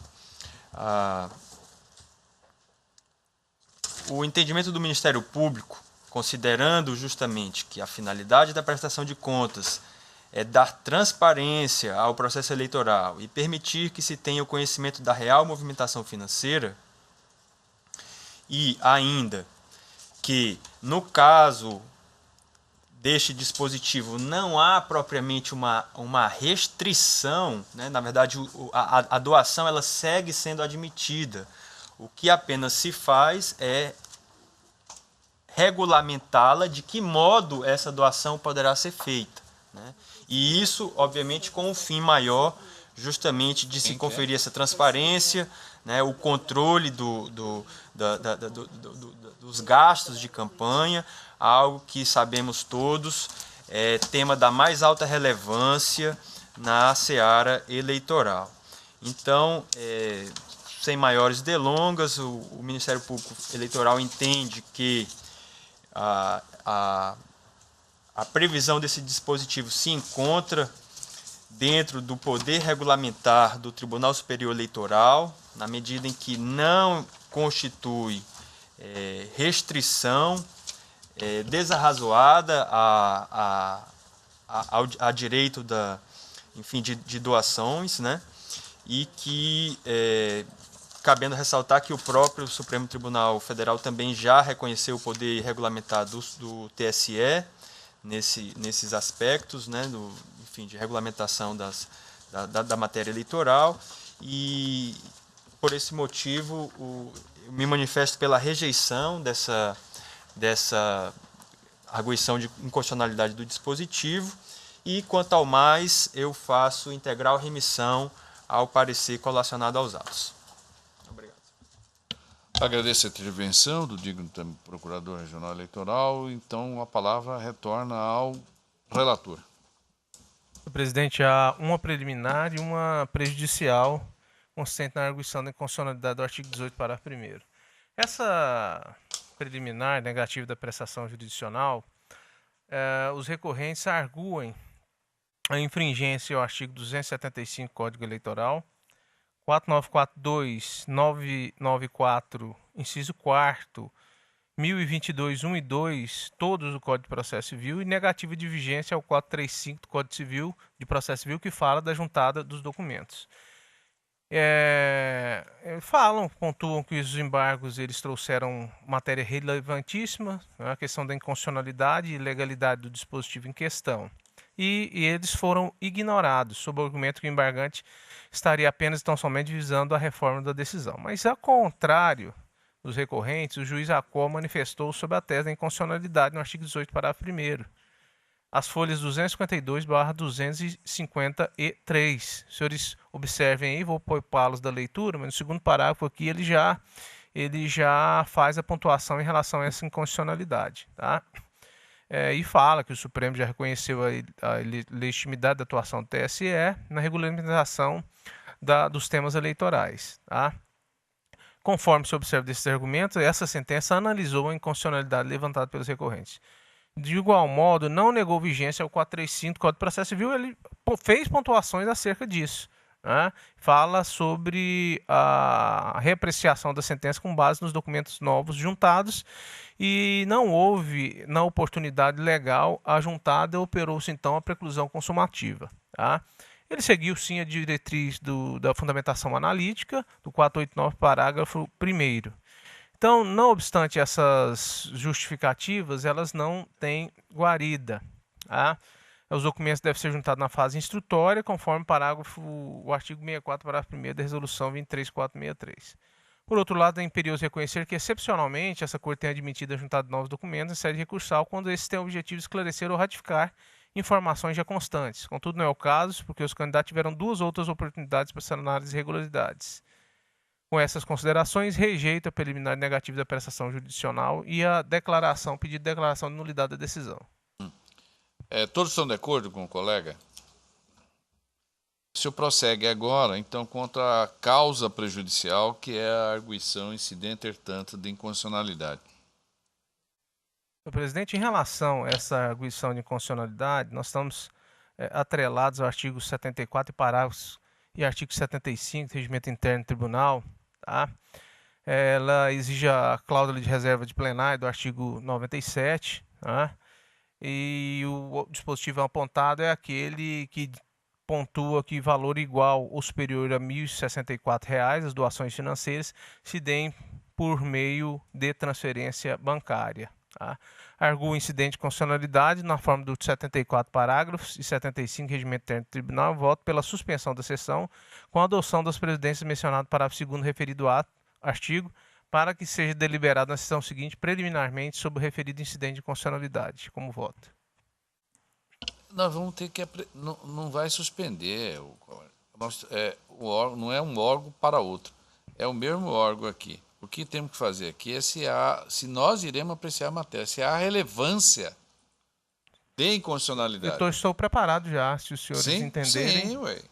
Mas da forma que o doutor Ulisses pontuou esses dias para trás, né? O doutor Peleja fez nada mais foi do que apresentar a sua manifestação de acordo com o que consta do nosso regimento interno. Evidente que lá no nosso regimento interno está escrito que quando para o tribunal declarar a inconstitucionalidade de lei ou ato normativo, como sempre nós julgamos em colegiado maior, é evidente que é impossível se violar a cláusula de reserva de plenário. Mas não é o caso. Contudo, presidente, há uma previsão no regimento interno de que para isso, e o regimento interno é claro nesse sentido, suspende-se o julgamento para continuidade na sessão seguinte.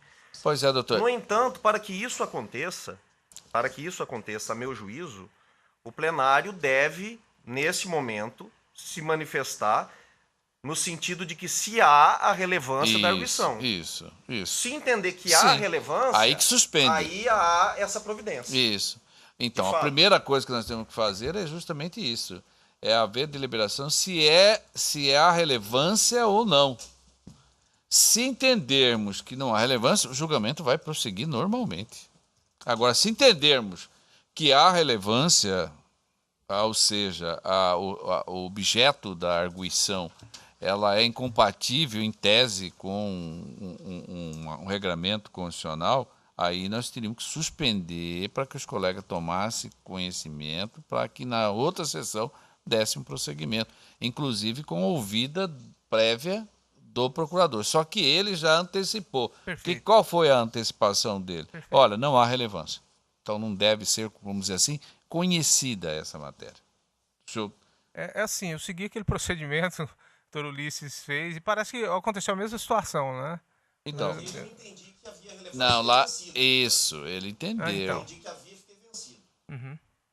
Eu posso continuar então, senhor senhor presidente? Deve continuar, porque o senhor tem então, que examinar se há relevância ou não. Vamos, então, questão prejudicial. Vou liberar aqui para os senhores. Tá?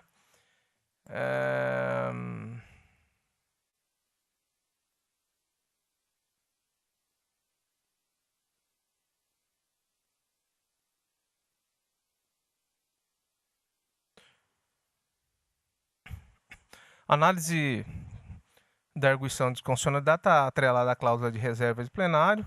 Houve a arguição da prejudicial da inconstitucionalidade, mas eu pontuo aqui que esse poder de editar resoluções é ditado pelo artigo 23, inciso 9, e artigo 1º, parágrafo único do Código Eleitoral, e artigo 105 da Lei das Eleições, segundo os quais o TSE deve baixar instruções para a execução da legislação eleitoral. Resolução 23463, em assim sendo, ela foi editada em face ao exercício desse poder. Há uma grande celeuma acerca da edição dessas resoluções, se ela tem natureza meramente executiva, ou se para dar execução à lei, elas podem ter conteúdo autônomo. Ou executivo ou autônomo, como há em outras discussões, como foi, por exemplo, no Conselho Nacional de Justiça, o poder dele de editar resoluções, poder normativo primário, que é o grande exemplo que nós podemos dar ao caso. Não obstante ser árduo tema, em hipóteses excepcionais, nas quais há os chamados casos difíceis, admite-se a edição dessa modalidade de resolução. Mas sempre no intuito de bem disciplinar as resoluções. Eu citei aqui o caso Mira Estrela, que era aquele município de São Paulo, que houve a adequação do número de vereadores nas câmaras municipais. A questão da fidelidade partidária também é outro caso. Essa questão similar já foi discutida pelo Supremo Tribunal na ADCON número 12, referente às resoluções do CNJ, e ele faz a pontuação justamente em relação ao poder normativo primário, que é aquele poder extraído diretamente da Constituição Federal de poder editar as normas. O ministro Joaquim Barbosa, então ministro supremo, ele fez a pontuação em relação à teoria dos poderes implícitos, que foi bem interessante também, apesar de não ter sido o voto condutor. Tá? Então, assim, acerca do ferimento de separação de poderes não vinga pelas razões expostas. O TSE e os regionais têm atuação híbrida administrativo e jurisdicional. No primeiro aspecto, tem o poder de se disciplinar as eleições por intermédio das resoluções, consoante a explícita autorização legal. No presente caso, eu não entendo que se trata de resolução de conteúdo autônomo de conteúdo executivo. A transparência das campanhas é correlata ao exercício democrático do poder e essencial à consolidação do sistema democrático, e evita o ilícito, conhecido como Caixa 2, e conduz a eleições sem máculas. Os instrumentos do TSE para garantir esse desiderato são desdobramentos regulamentares da exigência legal. O artigo 18 da Lei das Eleições dispõe sobre os limites de gastos de campanhas definidos em lei e divulgados pelo TSE. Com base nele, editou-se as resoluções 23449, que fixa o limite de gastos para vereador e prefeito, 23463, que dispõe sobre a arrecadação e gasto de recursos por partidos políticos e candidatos e sobre a prestação de contas. Essas resoluções têm o condão de bem disciplinar as eleições, os gastos e as prestações de contas. As exigências nelas incertas são desdobramentos necessários à executividade da lei. As pretensões recorrentes, portanto, não merecem guarida, porque o dispositivo inclinado em constitucionalidade simplesmente objetivo conferir maior transparência aos procedimentos eleitorais ao possibilitar maior acompanhamento e fiscalização acerca da origem dos recursos doados às campanhas eleitorais. Resolução disciplina as doações, zela pela igualdade de chances e oportunidades, no que tange ao valor máximo a ser dispendido na campanha. Para isso, entabula a forma de controle, móvel sem o qual a norma seria palavras ao vento, inefetivas. Tá? Como diz Montesquieu, né? Ele fala que quando vai a um país não observa se há boas normas, se elas são cumpridas. Tá?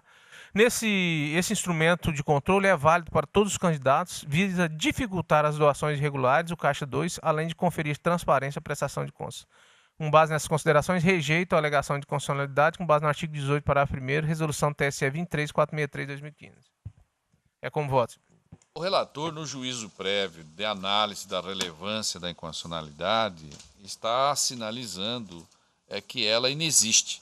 Portanto, está se afastando. E aí eu vou colher o voto dentro desse contexto de juízo prévio. É o desembargador Pedro Sakamoto. Senhor presidente, eu também rejeito essa questão levantada, mesmo porque a norma vem justamente disciplinar a questão da transparência e também combatendo o abuso do poder econômico, de modo que eu não vejo nenhum vício de inconstitucionalidade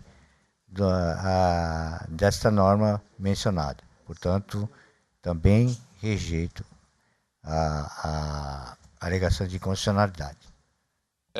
Doutor Mário Roberto. Da mesma forma, rejeito. Doutor Ulisses Rabaneda. Doutor Ricardo Gomes de Almeida. Senhor presidente, só uma questão. Eu imaginei que nós iríamos tratar a relevância da discussão do tema na solução da questão. E nós estamos já a apreciar a inconstitucionalidade aqui. Não, o senhor nós estamos fazendo um juízo prévio de que se essa resolução, há relevância de inconstitucionalidade dessa resolução em face à Constituição. O relator sinaliza que não há. Se não há, nós não vamos apreciar. Sim, eu concordo. Nós não apreciamos. Eu estou só com receio da forma como está no voto. Permite uma parte? Claro. Permite uma parte. Eu entendi a colocação de Vossa Excelência. Agora, a jurisprudência do Supremo Tribunal Federal ela é consolidada no sentido de que o órgão fracionário, e não é o nosso caso, mas o órgão fracionário, ele pode afastar a arguição de inconstitucionalidade apreciando a compatibilidade da norma com a Constituição. O que ele não pode é declarar inconstitucionalidade. Então, se o relator já está antecipando e demonstrando que não há inconstitucionalidade, e nós aqui entendemos que realmente não há sequer o indício, não há espaço para sequer o debate, eu entendo que podemos sim fazer como fez o relator, de plano dizer que ela é constitucional. Nós estamos negando a arguição. Por isso que eu entendo que era assim também. Esse juízo era Nós estamos analisando aqui, mas agora O, já re- foi. o né? regimento interno está a dizer o seguinte: se nós entendermos que há relevância, aí se suspende o julgamento, tá? Suspende o julgamento e vai imprimir um procedimento do incidente, porque ele é um incidente, certo? Há um incidente no bojo do próprio voto, do próprio julgamento. Então, nós estamos dizendo aqui, olha, não é caso de instaurar esse incidente. Não é.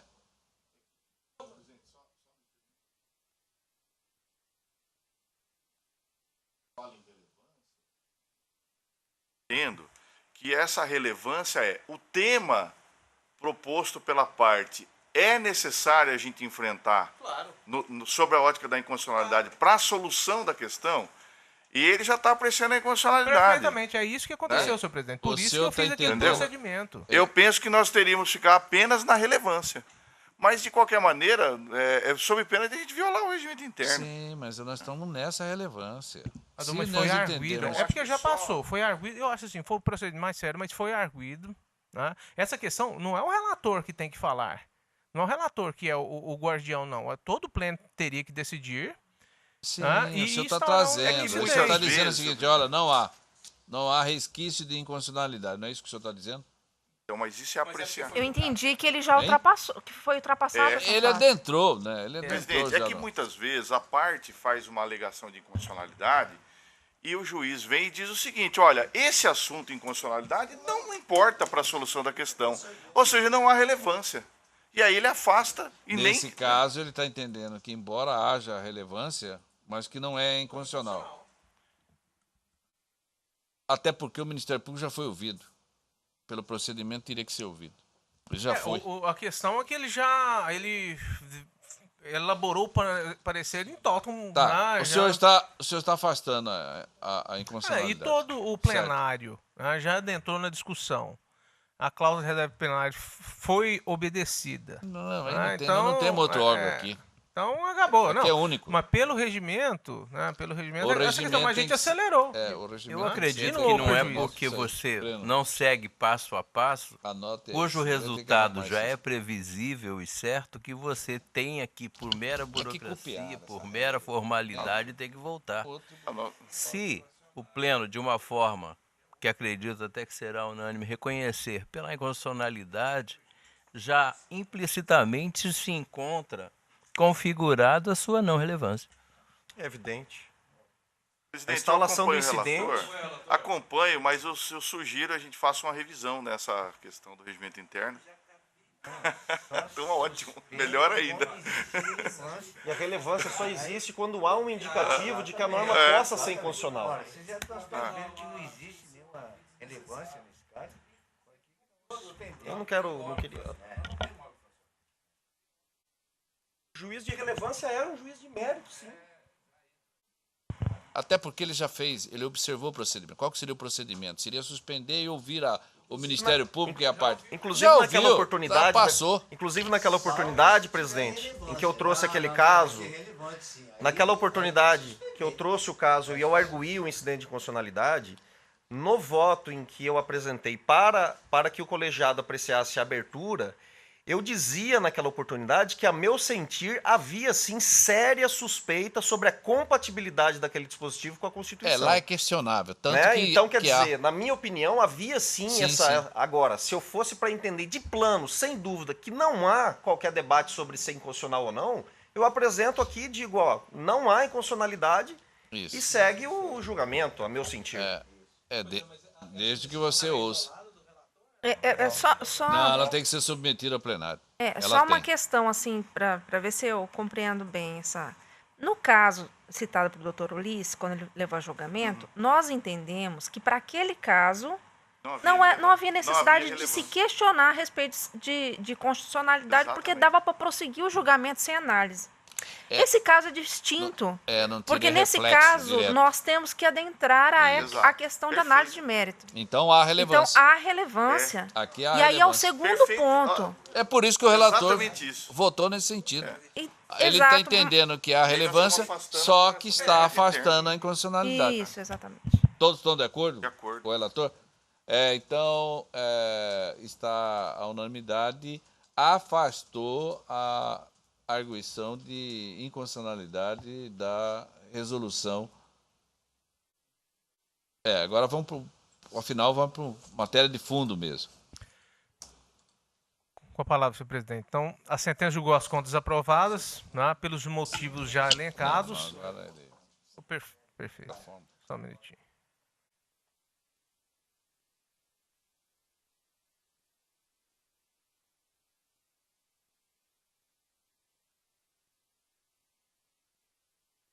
Desculpe, perfeito. Todos aí. Abriu, não?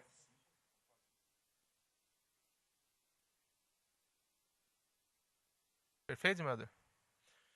Então, a desaprovação da sentença baseou-se na infringência do artigo 18, parágrafo 1º da referida resolução pela doação, pelo recebimento de recursos de origem não identificada nos valores de R$ 4.350, R$ 5.000 e R$ 5.000, acima do permitido pela legislação, que é R$ 1.064,10. Essa falha se reveste tamanha gravidade que o artigo 18, parágrafo 3º da resolução, determina que as doações em desacordo não podem ser utilizadas, devendo ser restituídas ao doador, quando possível a sua identificação ou, no caso de uma impossibilidade, devem ser recolhidas ao Tesouro Nacional. A não observância da norma é motivo que conduz à desaprovação das contas, conforme exposto pelo Procurador Regional Eleitoral, cujo trecho abaixo reproduzo. A gravidade é aquela segundo a qual as doações financeiras recebidas em desacordo com esse artigo não podem ser utilizadas e devem, na hipótese de identificação, restituídas ou na impossibilidade recolhida. Estou repetindo apenas. Ainda houve a constatação de que os candidatos extrapolaram o limite de contratação de cabos eleitorais previsto no artigo 36 da resolução e informaram que procederam a doação de 2 cabos eleitorais para os candidatos ao cargo de vereador Raimora Catiele de Almeida Silva e Osmar Pereira Barbosa. Todavia, não apresentaram os correspondentes recibos eleitorais para efetiva comprovação das alegadas doações, em afronta ao artigo 6º, resolução 23463 TSE, que dispõe acerca da necessidade de emissão de recibo eleitoral para toda e qualquer arrecadação de recursos, sejam financeiros ou estimáveis em dinheiro. Com efeito, restou demonstrada a existência de contratação de cabo eleitoral acima do limite legal, sem a correspondente emissão do recibo eleitoral. É imperioso ressaltar que, juntamente com os embargos de declaração, os recorrentes juntaram 2 recibos eleitorais para corrigir a irregularidade.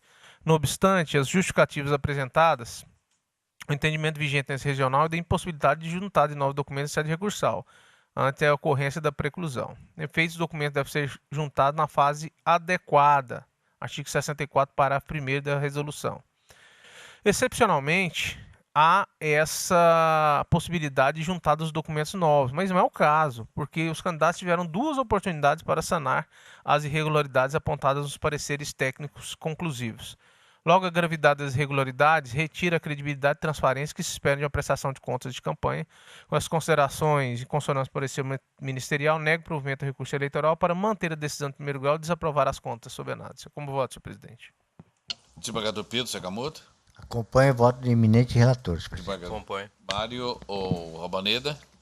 Senhor presidente, eu vou pedir vista dos autos, tendo em vista que, pelo que foi posto da tribuna, a despeito de ter sido feito depósito e não transferência, os doadores, segundo constatado pelo doutor advogado, foram identificados de plano no ato do depósito. E nós temos algumas decisões sufragadas por esse plenário, exatamente no sentido de que a norma objetiva que haja a devida identificação do doador para que seja ferível a sua capacidade financeira. Então, essa questão colocada pelo advogado da tribuna, inclusive alegando que há nos autos a declaração de imposto de renda daquela pessoa identificada no depósito, e também alegando que um dos depósitos é do próprio candidato, me levam a, pedindo vênia ao plenário, a pedir vista dos autos para apreciar esta questão. O Ricardo, a Vanessa e eu aguardo. Então, muito bem. Então, nós temos aqui a seguinte situação provisória da proclamação do resultado. O tribunal, por unanimidade, rejeitou as prejudiciais, como também a arguição de inconstitucionalidade. No mérito, o relator improveu o recurso, o que foi acompanhado pelo primeiro vogal, pelo segundo vogal. O terceiro vogal pediu vista, os demais aguardam, julgamento suspenso.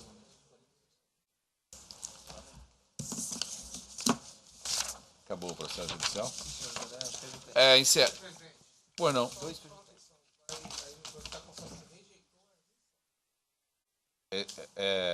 Rejeitou a arguição de inconstitucionalidade. Vamos agora ao processo administrativo.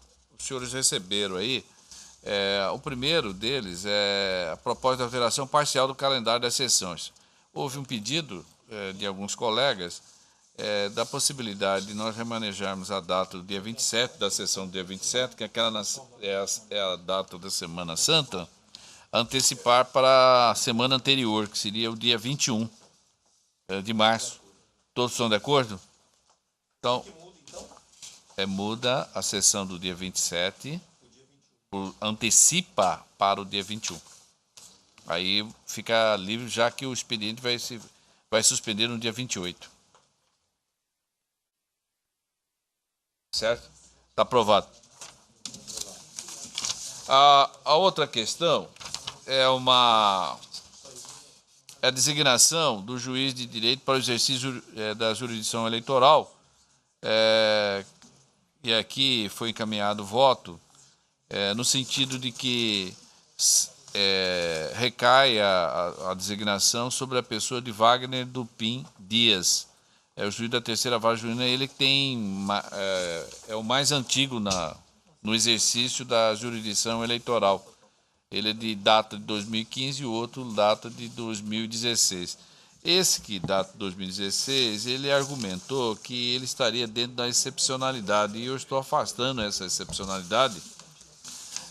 Estou dizendo que, na hipótese do presente feito, não há que se falar em excepcionalidade para efeito do que dispõe a resolução já mencionada, afastando o critério objetivo cronológico, como pretende um dos magistrados, pelo simples fato dele haver sido designado em caráter excepcional para a jurisdição eleitoral em situação pretérita, até porque fora designado mediante a resolução 1748 constante destes autos, em que se vê o período de 2 anos, que não se subsome à hipótese da excepcionalidade contida expressamente no artigo 13 da resolução 1803/16, que estabelece que, abre aspas, não será considerado o período de atuação precária do magistrado designado para responder por zona eleitoral temporariamente. Ele exerceu os 2 anos. Então, aí entendo que não subsome a hipótese da excepcionalidade que é trazida pela própria resolução. Então, portanto, o voto é no sentido de designar